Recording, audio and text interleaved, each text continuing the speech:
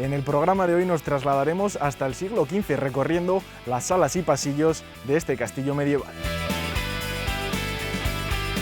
Disfrutaremos de parajes naturales como este junto al embalse, uno de los más antiguos de España.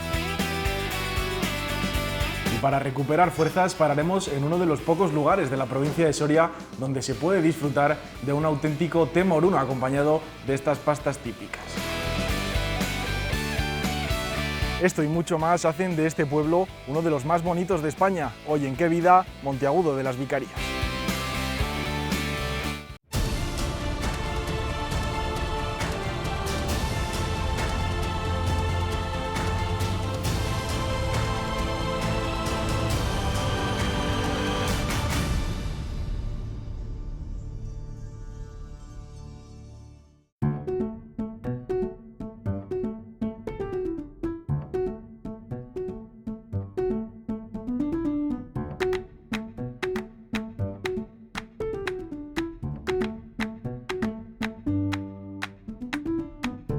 Estamos en una de las torres que coronan este castillo de Monteagudo y junto a mí se encuentra Antonio, cronista del municipio y autor del libro Monteagudo de las Vicarías, Patrimonio e Historia. Antonio, ¿qué tal? Muy buenas tardes. Exactamente, buenas tardes y gracias. Qué lugar tan mágico en este que nos encontramos ahora mismo, ¿no?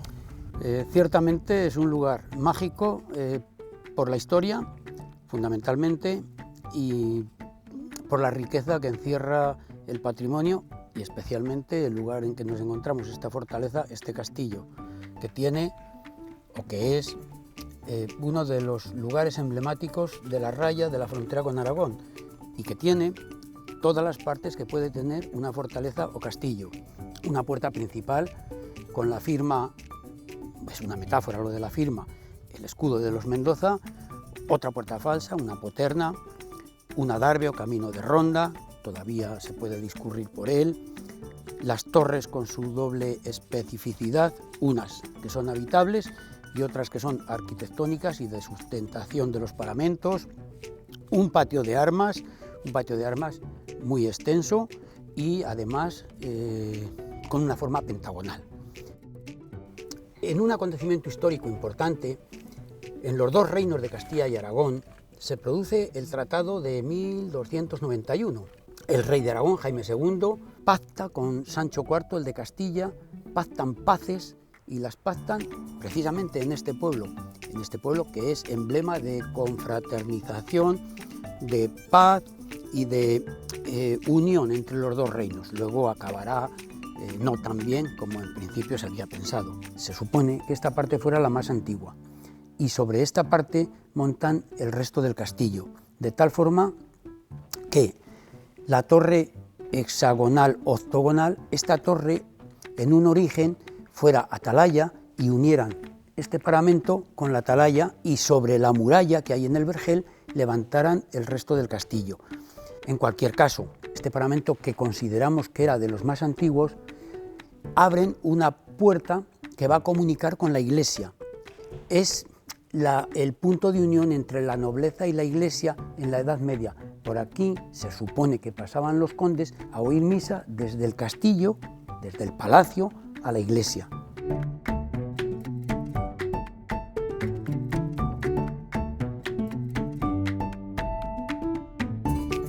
Hemos salido del castillo y justo enfrente tenemos el cementerio, uno de los dos cementerios que hay en el pueblo. Este es el más antiguo, ¿no? Efectivamente, este es el cementerio antiguo que se construye en el año 1834, cuando la iglesia está saturada de sepulturas y hay peligro de remoción de restos. Hay un conflicto en el pueblo entre los que, la mayor parte, que pretenden seguir enterrando en la iglesia y una minoría, vamos a llamarle ilustrada, que pretende sacar los enterramientos fuera.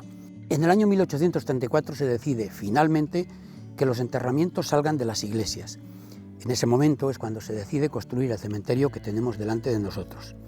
En julio de 1834, en Monteagudo, tiene lugar, como en otros sitios de España, una epidemia de cólera.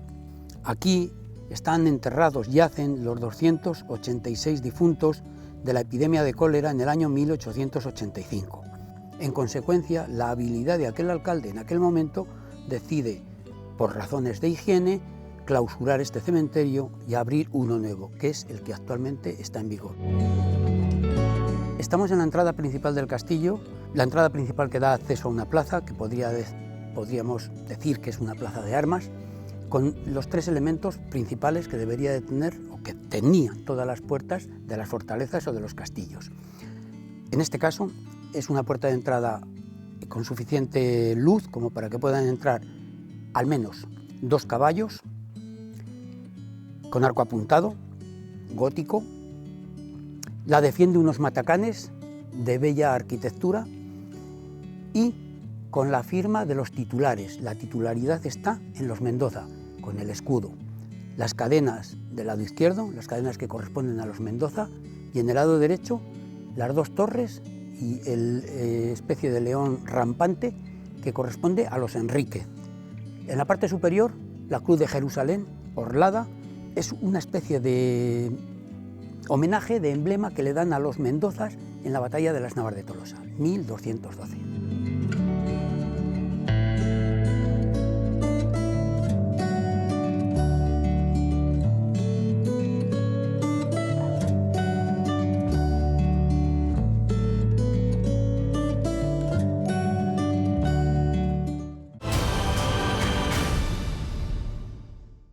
Volvemos a estar dentro de este castillo, esta vez acompañados del alcalde de Monteagudo.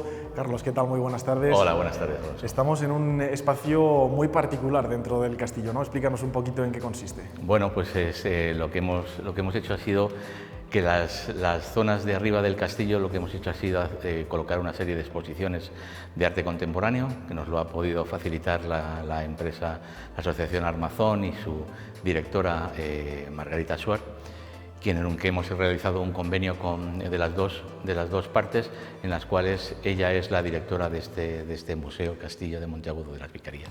¿Cómo surge la idea de llevar a cabo un proyecto de arte contemporáneo aquí en Monteagudo? Bueno, quizás esto salió por casualidad, ¿vale? Ella apareció por aquí comprando una casa, la antigua casa donde vivió Leonor, que fue cuartel de la Guardia Civil. Estuvimos hablando, se presentó, la verdad es que congeniamos muy bien. Le dijimos el proyecto que teníamos de arreglo del castillo y cuando terminamos de arreglar el castillo dijo, oye, pues si estas salas no las vais a dedicar a nada, nosotros podríamos llenarlas de arte contemporáneo, y así lo ha hecho. Es uno de los incentivos más que tiene, con los que cuenta este pueblo, que en el 2020 entró a formar parte de la Asociación de los Pueblos Más Bonitos de España, ¿no? Sí, eso fue un poco el inicio. Entramos en la Asociación de los Pueblos Más Bonitos de España, pasamos la auditoría pertinente, entonces luego ya fue casi una cosa rodada. Arreglamos el castillo, vino Margarita, colocó esta serie de exposiciones y la verdad es que estamos recibiendo una media de aproximadamente 1.200 personas todos los meses. Habéis incorporado una oficina de turismo que está aquí mismo en el castillo y que es una de las que más visitas recibe dentro de las que hay en la provincia de Soria, ¿no? Pues la verdad es que un poco hicimos ese esfuerzo. Somos un pueblo pequeño, estamos hablando de menos de 200 personas con un presupuesto limitado, pero quisimos un poco apostar por el turismo. Entonces en esto lo que hicimos fue colocar esa oficina de turismo dentro del castillo, con lo cual manteníamos este museo abierto y entonces bueno, pues un poco recepcionamos toda serie de visitantes que podemos luego ya derivar hacia Almazán o cualquier otro sitio. Pero sí que efectivamente nos hemos encontrado que estamos en torno a la media alta de las oficinas de turismo que hay en Soria, de las 17 y 18.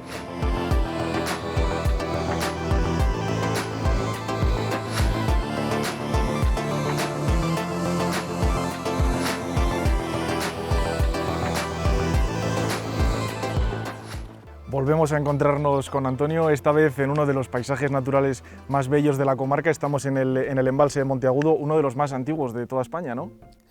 Ciertamente, es uno de los más antiguos de España y probablemente sea de los más antiguos o el más antiguo de la provincia de Soria.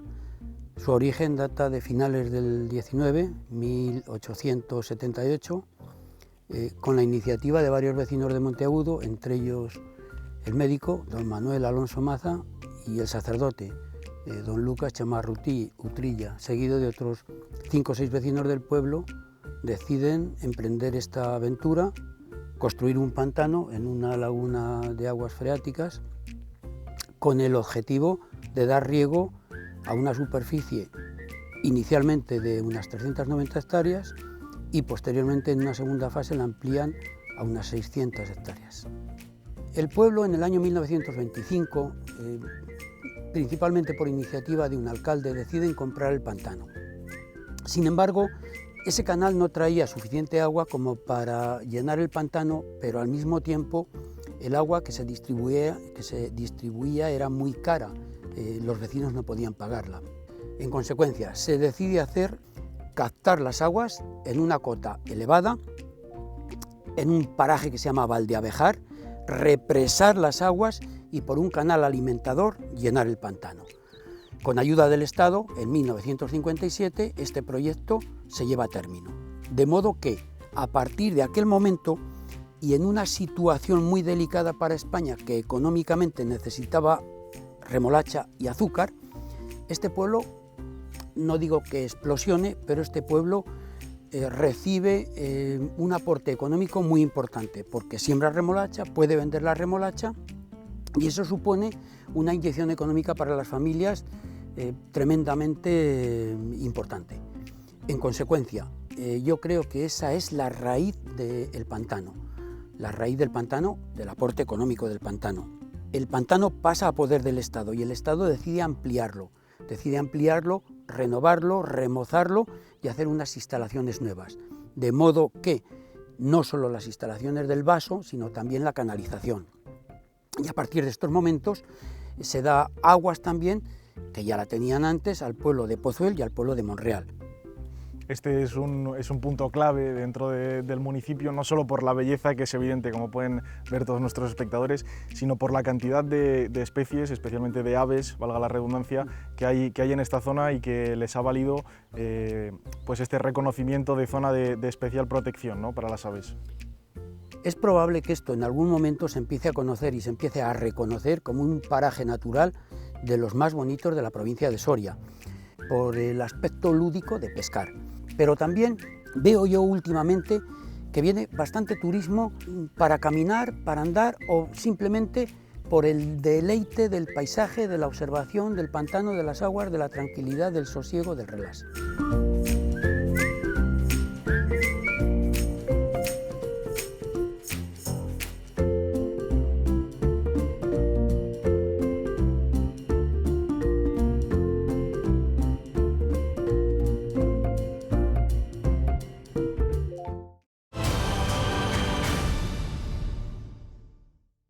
Estamos con Loli, la hija de Felicidad, una mujer que a sus 78 años comenzó a escribir un blog aquí en Monteagudo y llegó a acumular casi 500.000 seguidores, según nos han contado. Sí, fue Felicidad Martínez y tenía el blog Recuerdos de la Abuela. Entonces empezó en el ayuntamiento, que montaron una sala de ordenadores, y ahí empezó con el ordenador. Y ahí empezó a hacer su blog. Fue muy visitado, tenía muchísimos seguidores, incluso del extranjero. Entonces dio a conocer Monteagudo a nivel mundial. ¿Qué se contaba en esas entradas del blog? Pues, ¿sobre qué hablaba? Sí, sobre todo hablaba de su pueblo. Entonces hablaba pues de costumbres, de tradiciones. Luego también tenía a modo de un museo, iba haciendo fotografías de todas las cosas que tenía en el museo, iba contando un poco la historia de cada cosa. O sea, luego pues de bodas, de bautizos, de historias de las que sucedían en el pueblo, de lo que es la vida de un pueblo. A ella le gustaba mucho que se mantuvieran tradiciones y que se siguiera todo lo que ella había aprendido de niña. Entonces, pues incluso vinieron de la Universidad de Valladolid y le grabaron canciones que se cantaban en la infancia, y han sacado también unos CDs con las canciones que ella cantó de la universidad.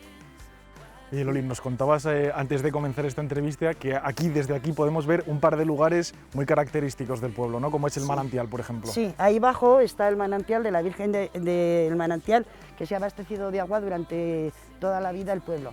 Aquí venían, cogían el agua y la llevaban luego a la villa, porque claro, ahí en la villa no hay agua, entonces el agua más cercana era esta. Según cuentan, dice que pues un verano de estos de tormentas, de lluvias, pues había un pastor que no podía dar de beber agua a sus ovejas, y entonces él lloraba y pedía a la Virgen que bebieran agua a sus ovejas. Entonces a raíz de eso salió el manantial donde pudieron beber agua a las ovejas. Pues ya estamos en el interior de esta ermita y aquí tenemos a la Virgen, que es protagonista de una leyenda que nos acabas de contar, pero que tiene también otro milagro que hizo aquí en el pueblo, ¿no? Sí, esta es la imagen de Nuestra Señora de Bienvenida, aunque esta es la copia porque el original está en la iglesia. Y la Virgen de Bienvenida, resulta que había un labrador arando la finca esta aneja de aquí de al lado, y entonces en el arao dice que le apareció la Virgen y que le dijo bienvenida seas, y por eso de ahí le viene el nombre de Virgen de Bienvenida. Una historia preciosa, al igual que esta iglesia, que como podemos ver la tenéis bastante bien cuidada, ¿no? Sí, la verdad que está muy bien porque han tenido muchos problemas de cimentación y de techumbre, y entonces pues gracias a subvenciones que se han ido haciendo pues se ha podido recuperar todo y está muy bien conservada. Loli, cuéntanos cuáles son las fiestas más típicas de aquí de Monteagudo. Bueno, pues aquí las fiestas principales son en honor a la Virgen de Bienvenida. Entonces se ha cambiado de fecha porque antes se hacía en octubre, el 15 de octubre, y se pasó a agosto pues por la gente, por los estudiantes, la gente que vivía afuera y tal, y se pasaron al 25 de agosto. Se venía por la Virgen a la ermita, se trasladaba a la iglesia y luego se procesionaba el día 25 por la mañana por todo el pueblo y por la tarde también la procesión del Rosario. Y luego pues el día siguiente teníamos los toros, las vaquillas, que claro, en un principio pues los toros, el misterio era comprar el toro, disfrutar el toro y luego comer el toro en caldereta. Entonces ahora ya pues eso se va cambiando. Es una tradición que se ha perdido, ¿no? Sí, se ha perdido pues por las circunstancias de las vacas locas y todo eso, pues ahora sí que se hace caldereta o se hace comida popular, pero ya no es con la carne del toro o de la vaca.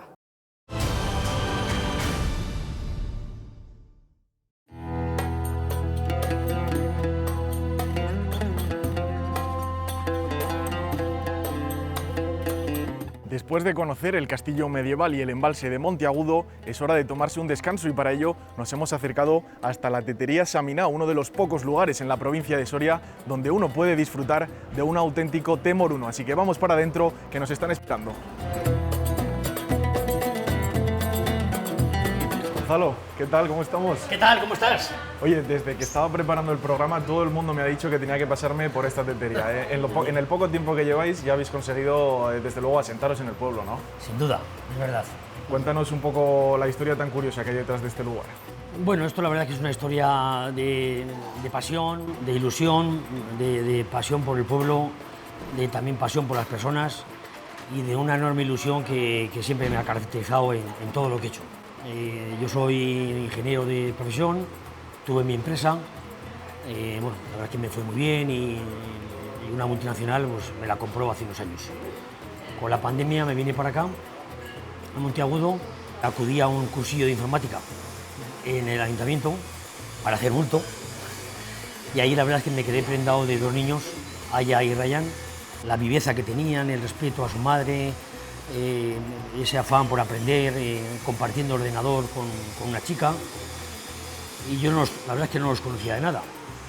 Y ya cuando bajé a mi casa decidí comprarles un ordenador para que tuvieran su ordenador como todos los niños, ¿no? Y en ese mes alguien me dijo que su mamá había quedado viuda, ellos huérfanos, y que tenían cualidades para el tema del pan, la cocina, la pastelería, y que incluso hacía para los vecinos.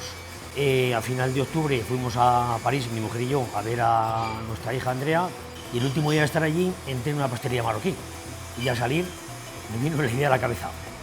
La España vaciada, mi pueblo, esta señora, e intenté ver todo eso, mi ilusión, mi pasión, intenté ver cómo se podría enfocar. Y el nacimiento de eso fue Saminán, que significa S.A. Sara, nuestra hija mayor, M.I.N. de Mina, H.A. de Hassan, su difunto marido, y A.N. Andrea, nuestra otra hija. Y así nació Saminán. No es un nombre árabe, pero lo parece. Pero es la inicial del proyecto, ¿no? Una historia preciosa y no sé si podemos pasar a ver un que poco sí. Os invito a los que veáis entresijos todas de nuestras instalaciones. Pues vamos para adentro. Pues ya estamos aquí en las cocinas de esta tetería. Estamos con Mina, la auténtica artista de este lugar. ¿Qué tal, Mina? Muy buenos días. Bien, ¿y vosotros? Cuéntanos, ¿qué te hemos pillado haciendo ahora mismo? Estoy haciendo cuscús y otra parte estoy haciendo algo de dulce. ¿Esto que estás haciendo ahora mismo es el cuscús o...? Estoy haciendo cuscús, sí. Lo estoy preparando ¿Esto para es hacer preparado cuscús. ya? O? Esa es la simula de cuscús y aquí verdura la que necesita el cuscús y aquí carne para preparar el caldo. Cocináis los productos todos los días, ¿no? Todo, sí, depende de los pedidos. ¿Qué es lo que más os suelen pedir aquí? La verdad, del todo. De todo, ¿no? Pizzas, sobre todo pizzas, comidas árabes, tenemos solomillo, del todo. Hamburguesas, todo. ¿Qué ingredientes son los más típicos de la comida árabe? Los frutos secos. ¿Y ese toque reluciente, brillante que vemos, que es miel o...? Miel. Miel, deliciosa. Sí. ¿Cómo se llaman estos postres que Por vemos aquí? ejemplo, esta se llama baklava. Se hace con masa filo y almendras, miel. Y esta también se llama sombriwet, también con almendras y miel. Oh, ¡qué maravilla! Y tengo aquí de pistacho, chocolate y miel. Nina, tus hijos tienen que estar contentísimos con una cocinera como tú, ¿no? Gracias. La verdad que, ya lo sabes, en Marruecos la mayoría, eso es normal, no en cualquier casa, lo aprendimos con las mamás. Es una parte muy importante de la cultura, eso ¿no? Eso la cocina. Y pues mira, nosotros nos hemos quedado encantados con esta cocina que tienes. Además, he de decir que está muy ordenada y muy limpia. Gracias. No solo huele bien, sino que está muy ordenada y muy limpia. Es Así que mira, nosotros te dejamos aquí que sigas trabajando y nos estos vemos a la hora de comer, que vamos a pasar por aquí, ¿eh? Y estos solinem. Son dedos también de almendras y miel. Oh, ¡qué maravilla! Sí, pues lo voy a probar, ¿eh? En directo.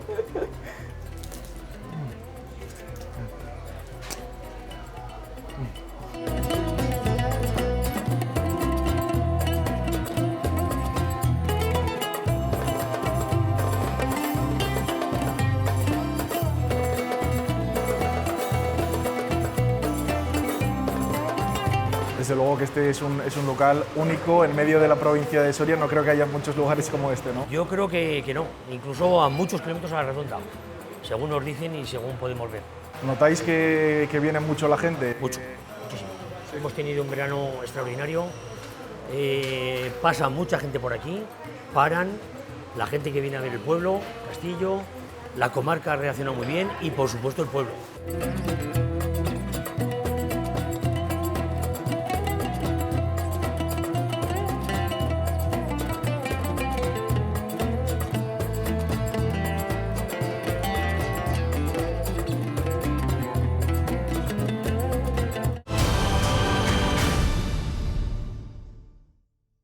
Un pueblo sin juventud es un pueblo sin futuro y eso en Monteagudo lo tienen muy claro, por eso cuentan con una escuela que tienen 18 niños, no sé si me equivoco, chicas. Correcto, Sí. 18 alumnos. ¿Habitualmente tenéis esta cifra o este año habéis Pues de notado? momento se está manteniendo, la verdad, el número de alumnado porque hay un porcentaje muy alto de familias de Marruecos y entonces la natalidad se está notando estos últimos años. Y desde que yo empecé aquí, que empecé en el año 2018, el número de alumnado sigue siendo el mismo. ¿De qué edades aproximadamente son los niños que están Pues aquí? tenemos desde 3 años hasta 12. Hay de todos los cursos. ¿Mezclados o están cada uno...? Están mezclados. En el grupo de infantil hay agrupamiento de primero y segundo de primaria también, y hay una niña de 3, una de 4, una de 5, 3 de primero y 3 de segundo. Y en su aula hay otros 9. Hay otros 9, que es una alumna de tercero, 3 de cuarto, 3 de quinto y 2 de sexto. ¿Cuántos profesores pertenecéis a esta escuela? Somos 2, pero luego vienen especialistas que itineran, y entonces viene el profesor de música, de religión, de educación física, de audición y lenguaje, de pedagogía terapéutica. Se nota que una escuela aquí en la zona rural es un poco diferente a una escuela habitual, hacéis actividades algo diferentes. Tienen que ser diferentes porque al final la organización es completamente distinta y es verdad que no podemos hacer el mismo contenido, trabajar los mismos contenidos con unos grupos o con unos grupos que con otros. Entonces sí que se nota un poco la diferencia en respecto a las escuelas urbanas, por ejemplo, donde todos los niños son del mismo nivel.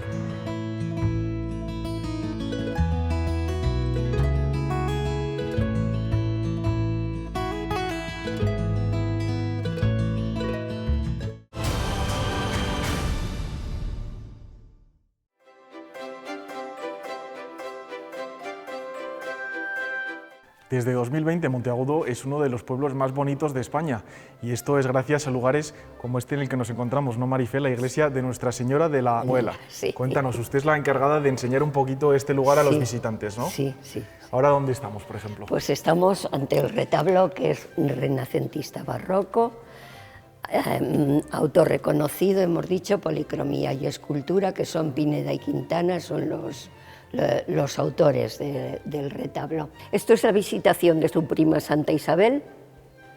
Si os fijáis, es una belleza tanto la escultura como la policromía, ¿eh? Bueno, es mi pueblo. Y aquí es San Joaquín y Santana tratando esponsales de la Virgen en Puerta Dorada con los presentes que llevaban a las bodas. Otra belleza es la adoración de los magos. Anunciación, que es arriba. Tenemos otra curiosidad en ese detalle, porque es que generalmente suele ser el ángel que anuncia a la Virgen que va a ser madre, y en cambio ahí también tenemos a Dios Padre que sale del cielo para anunciar a ambos que va a ser madre, que son detalles que no están por muy poquitos, y me gusta hacerlo resaltar. Lo hace el único este retablo, ¿no? Detalles como este que nos contaba. Eso es. Para mí, una catedral en miniatura. Yo, Marifé, te quería preguntar, que me ha resultado muy curioso, estas pequeñas puertecitas que tenemos debajo del retablo, ¿de qué se trata? Pues se trata, como estamos hablando de otra iglesia anterior, espera que os abro si queréis, y entonces, a ver si se puede aquí, a ver, y entonces estaba aquí, mirar, todavía existe de ser el altar, ¿no? Esto en piedra, ¿eh? En piedra. Y aquí debía de haber una cruz colgada. Y esta iglesia, la románica, llegaba hasta ahí. Mirar qué retablo, interesantísimo, muchísimo. Mirar que está, vamos a ver, aquí se ve bien. En vez de tener clavos, mirar qué detalles. Está con madera cogidos las uniones que tiene, ¿eh? La Virgen 1300, Nuestra Señora de Bienvenida. Esta es la original, ¿no? Que veíamos en la ermita. Original. Esta es la original del la año. La de la ermita 1300. Toda esta imaginería viene de la anterior iglesia románica. El Cristo no. Es articulado porque en otras épocas hacían la Semana Santa viviente. Debía ser impresionante, había caballos, lanceros, en fin, de todo. Pero en la época de la guerra terminó.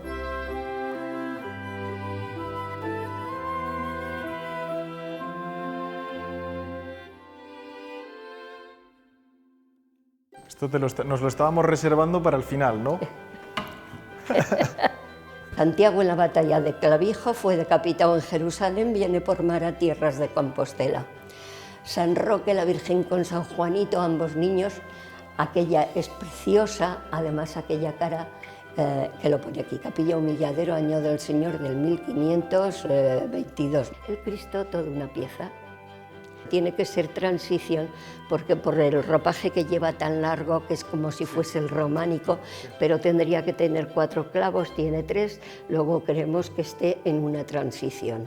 Pues, Marifé, si te parece, salimos a la iglesia y vemos un poco el exterior, que es tan bonito como este interior que nos has contado. Y aquella viene de la anterior iglesia románica. Pues, Marifé, ya estamos en el exterior de esta iglesia y podemos ver algunos de los rasgos que nos comentabas en el interior sobre la influencia del arte aragonés mozárabe, ¿no? Sí, arriba, toda la arquería, todo lo que cruza aquello, sobre todo es el mudéjar aragonés. Y aquí en la entrada, Marifé, podemos ver una inscripción que no sé si nos puedes señalar dónde la podemos ver. Sobre todo, de eso sí que hay que presumir.